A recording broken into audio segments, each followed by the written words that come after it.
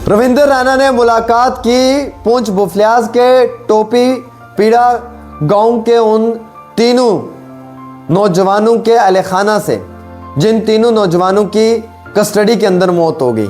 ये वो तीनों नौजवान हैं जिनके ऊपर जुल्म हुआ, जिन तीनों नौजवानों को टॉर्चर किया गया।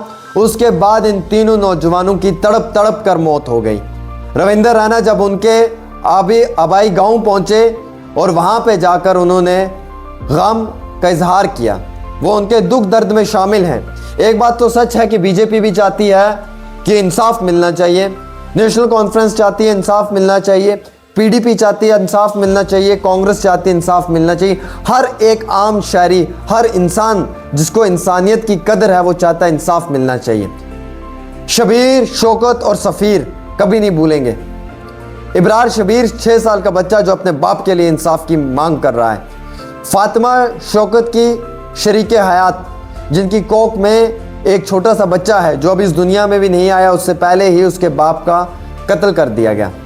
और सफ़ीर जो अपने इलाके का एक छोटा सा एक्टिविस्ट माना जाता था, जो लोगों के मुद्दों पे बात करता था, वो भी अब इस दुनिया में नहीं रहा।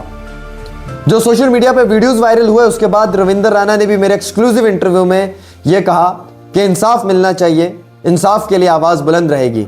उन्होंने होम मिनिस्टर के आगे भी रिक्वेस्ट की कि मेरे जो गांव है, जो मेरा बुफलियाज पुंछ का इलाका है, जो बुफलियाज क्षेत्र है, यहाँ के जो आम शहरी हैं इनको हमेशा नेशनलिस्ट देखा गया है और ये हमेशा से अपने वतन से मोहब्बत करते हुए हमने देखे हैं। आज अगर इन लोगों पर ये जुल्म हुआ तो बर्दाश्त नहीं किया जाएगा।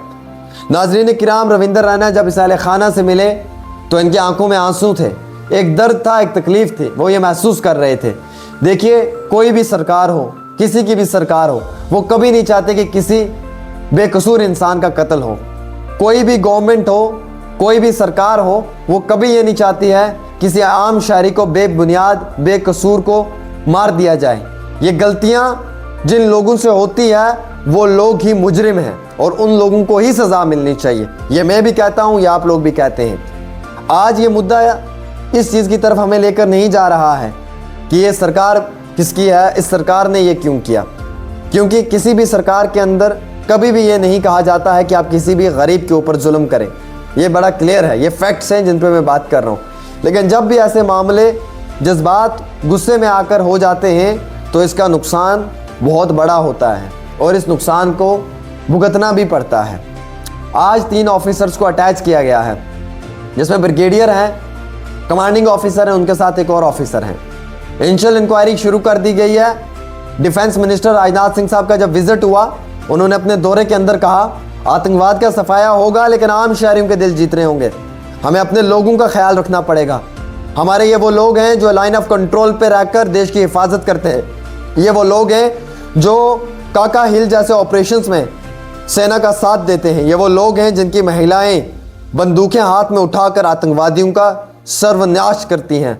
ये वो लोग हैं जो दिन रात सेना के साथ खड़े होकर अपने देश के लिए कुर्बानियां देते हैं। जब इन लोगों पे जुल्म होगा तो रविंदर रैना ने कहा हम कभी टॉलरेट नहीं करेंगे, हम कभी बर्दाश्त नहीं करेंगे, हमारी जमात कभी बर्दाश्त नहीं करेगी और हम इसमें इंक्वायरी चाहेंगे।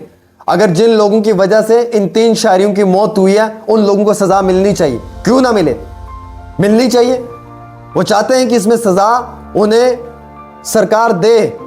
क्यों उन लोगों की वजह से बाकी सब लोगों को बदनाम किया जा रहा है? क्यों उन लोगों की वजह से बाकी सब लोगों के ऊपर सवालिया निशान खड़ा किया जा रहा है?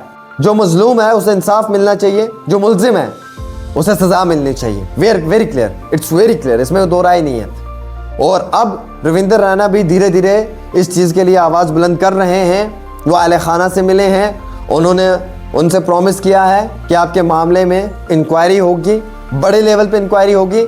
उन्हें दुख है कि देश के 5 जवानों की शहादत हुई है जो सेना के अंदर हैं। हमें भी बहुत दुख है, पूरे जम्मू कश्मीर को बहुत दुख है और सब लोगों को इस बात का भी दुख है कि 3 बेकसूर नौजवानों की भी मौत हुई है। यानी कि 8 हिंदुस्तानियों का खून बहा है उस ज़मीन पे। हिसाब तो पूरा होगा जनाब, आतंकवादियों से भी हिसाब पूरा होगा और जिन लोगों ने बेकसूर नौजवानों को मारा है उनसे भी हिसाब पूरा होगा, छोड़ा नहीं जाएगा जनाब। ये मोदी जी की सरकार है, इसमें किसी को भी बर्दाश्त नहीं किया जाता है। जो भी मुल्जिम है उसे सज़ा मिलेगी। चाहे वो क्यों ना कितना भी ताकतवर हो, उसको कभी भी बर्दाश्त नहीं किया जाएगा। और वज़ीर आज़म नरेंद्र मोदी के दिल में गुजर बकरवालों के लिए बहुत मोहब्बत है। वो कभी भी गुजर बकरवालों के खिलाफ कुछ नहीं सुन सकते हैं, क्योंकि वो ये मानते हैं कि ट्राइबल्स उनके अपने लोग हैं। जब उन्होंने ये बात सुनी तो उनकी आंखों में आंसू आए। होम मिनिस्टर ने कहा कि इसमें इंक्वायरी होगी, हम ये चीज़ कभी टॉलरेट नहीं करेंगे कि हमारे लाइन ऑफ कंट्रोल पे बैठे हुए हमारे गुजर बकरवाल लोगों के ऊपर जुल्म किया जाएगा और हम ये सब चीज़ें देखेंगे नहीं। इसमें इंक्वायरी होगी, सज़ा शरेआम होगी और सज़ा पूरी दुनिया देखेगी, क्योंकि वो ये समझते हैं कि ये वो कम्युनिटी है, ये वो तबका है, ये वो वर्ग है जिसके साथ अगर नाइंसाफ़ी होगी तो बर्दाश्त कभी नहीं किया जाएगा। ख़वातीनो हज़रात, इस मामले में तहकीकात बड़े लेवल पे जारी है और जो भी इसमें मुलव्विस पाया जाएगा उसके खिलाफ कार्रवाई भी सख्त होगी। फ़िलहाल के तौर के ऊपर आप इस रिपोर्ट के बारे में क्या समझते हैं, आप अपनी राय ज़रूर दें।